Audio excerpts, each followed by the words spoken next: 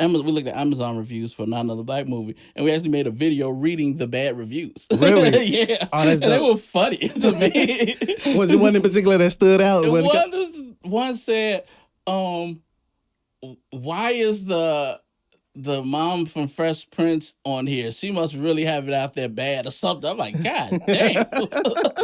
So how does J. Davis deal with rejection? Meaning you have maybe a project you want somebody to be a part of, and it's just like, oh man, they wasn't feeling it. All right. It doesn't happen a lot. Okay. If it does happen, it's just like, all right, it ain't for them. I get it. But it's just like, don't ask me for nothing else. like, don't be like, hey, you got something? I had something a year ago. Remember you said no? Yeah. That happens a few times. But, I mean, it's part of it. Everything's not for everybody. Reach out to people who are not affiliated with the film festival. Like, who do you like? Pick your person. Yeah. And, some people who didn't like who we picked. I don't give a That's not your film fest. Start one, and you can nominate yourself for Best Actor, Director if you want. I don't give a if y'all don't care or like who we picked to win these awards. That's what people like. I don't care. I remember when I first knew you were dope, it was you had released that was the Chirac remix.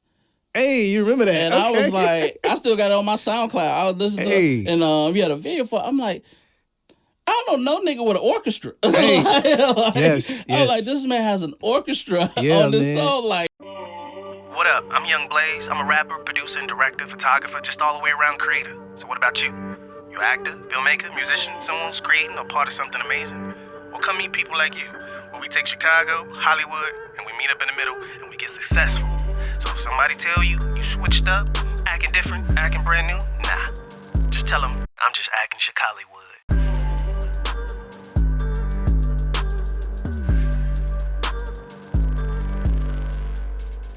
Yo, what up, people? This your boy YoungBlaze, and you're tuned into Acting Chicallywood, where we pretty much try to put the city on, all that cool stuff. And I'm chilling with today J. Davis. What's up, man? How you feeling, man?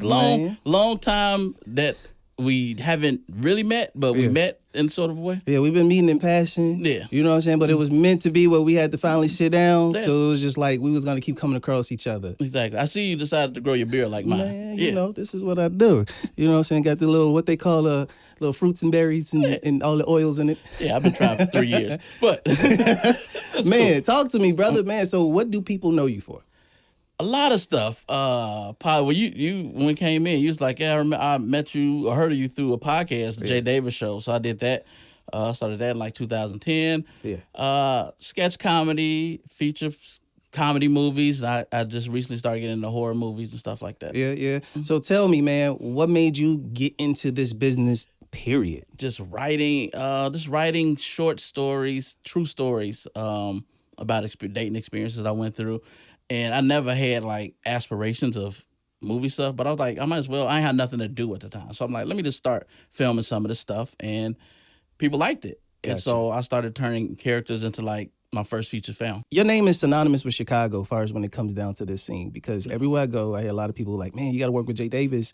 That's a good thing. Man, and it's dope because I think that's what we really need. And then we need to understand your story even further, man. So like when you were younger, were you just like told you were funny, or it was just like... I was the quiet kid. Really? I used to, like, the people that knew me, I would make them laugh and stuff like that. But I didn't know I can write until I got in college. Yeah. Because I used to just... stories became easy for me. And I thought everybody could do it. Yeah. And like I used to have papers due like the next day, and I just do them the night of, like 20-page papers. I just knock them out. Yeah. And then I had, it never like dawned on me. And I had an English teacher. And she's like, "You're a really good writer." I'm like, man, I just want my paper, man. I'm not going to be a secretary. Get away from me. And I just never took it serious until like maybe 8 years after that. Yeah. And I just started writing stuff. Yeah. So then is that how the J. Davis Show came about when it was all said and done? So the J. Davis Show came right after my first movie, my first feature called The Hostile Takeover I did. Okay. It came out like 2010. And then going into my second movie, I was like, I want to do something else. And I saw like nobody else was doing podcasts or nothing. And I did it was like internet radio. What was it called? I forgot the name of it, but it was right across the street from the Portage Theater in like a store window, a window front. And that's what I did, ran my show out of. Yeah. And it was just like me. I had two co-hosts, Paris and CB. And we just like interview every rapper, actor, whoever who was somebody in Chicago. I still got it's like 100 interviews online right now. Yeah. Why do you think podcasts are needed in this day and time? Because you technically was like a little bit of a pioneer when it came down to that. Because like I said, that's when I first was introduced to you. Right. So like, is that something that you feel that is needed, or is it too saturated now? It's not. It's like it's different perspectives. Like, you have, say, like NBA analysts who've never played basketball. They've given their perspective. But to players who've played basketball, doing podcasts and telling you stories that you've never heard about certain players, it's a different perspective and opinion on certain things. Okay. So let's backtrack a little bit. So you said your first movie was called what? It's called The Misadventures of J. Davis Presents the Hostile Takeover. That's a long title. That is long. That's like Don't Be a Menace in the Hood. Right. It's like one of them, but nah, that's dope. But so how'd that come about? That was just, I literally was, I wrote it in the strip club. In a strip club. I used to go because it was quiet. Because it's like I never. Wait. You said a strip club was quiet? It was quiet. What strip it was club on a is Tuesday this? night. So it was a Tuesday night. It was called All Stars, and I would go there and it was quiet. And it was like me and like maybe other people, walking around. But I just sat and just like jotted down notes. And then after a while, they just like didn't bother me. They just keep asking if I wanted something to drink. But I didn't have a writing process, so I was just like I needed quiet, and I couldn't find that anywhere. And so I just wrote it, just a wild ass story for my first. It didn't have no structure. It was just my first story. I didn't even know how to properly structure a script, but I feel you. I made it. I feel you. Okay, so that led to meeting a lot more people, or is that a situation where you already knew people and didn't put them in it, or you put them in it, or was it a situation where you was like, okay, now I gotta cast, I gotta figure this out? It did lead to like the first when we did a premiere at the Portage Theater. It was like close to 500 people that showed up, like people I didn't even know. And this was just, hey guys, come out to my movie. I hope you like it. Kind of thing. Nice. And so it went from, all right, maybe I should get serious about this. Yeah. And so I wrote my next feature was called Shots Fired. It's like a buddy cop comedy. But I actually did a casting call. I forgot how I casted for the first movie. Like, I think I posted on Facebook, like, hey man, y'all want to be a movie? Come on out. That's pretty much how I casted. Yeah, so it kind of pretty much gave you like the ability to work under pressure too, right? Yeah. So then what would you say you learned from that experience though? From that very first time to where you're at now? It's just learning to do research, do your homework, study how to properly structure a script, how to cast people, how to look for locations, how to do all this stuff that goes into a production before you even start rolling cameras. Yeah, because I can speak from experience because I tell people this too, when you're working on a film, like it's one thing to get dope actors, but the thing is your locations are actors too. You know what I'm saying? You got to make sure that those locations look dope. Don't just use grandma house because it's free. I mean, if it works, if it's what the script calls for. Yeah. And it's just, you learn lessons because, you can, and this is for anybody getting started, you can ask somebody, hey man, can I shoot in your house? But you got to take in mind, how long is your shoot going to take? You're literally putting somebody out their house for X amount of time.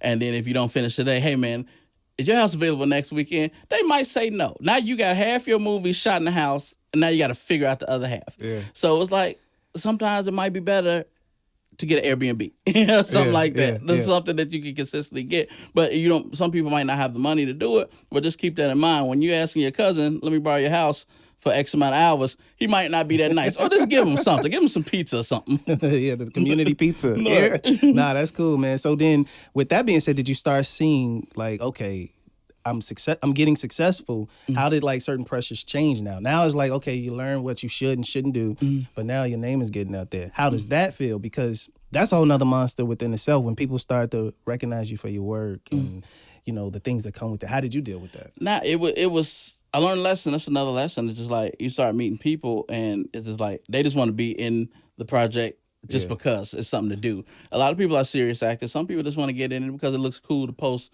a set picture on Instagram. Yeah. And you got to be able to separate the two. Like, some people are just extras, or some people are serious actors. So you have to figure out, all right, who do I need around me? Yeah. Who's going to see the vision? Who's going to be a part of the team? And who's not? And there's nothing wrong with that. You don't have to fall out with people. They're just like, you know what? I should keep this person around because they really believe in me. And this person's cool, but it's like, I can't depend on them because they'll show up when they want to show up, or, you know, hey, man, what time can I leave? Like, what are you talking about? Yeah, we finished or is we done? Nah, so then that leads into my next question. So what is it like working with Jay Davis?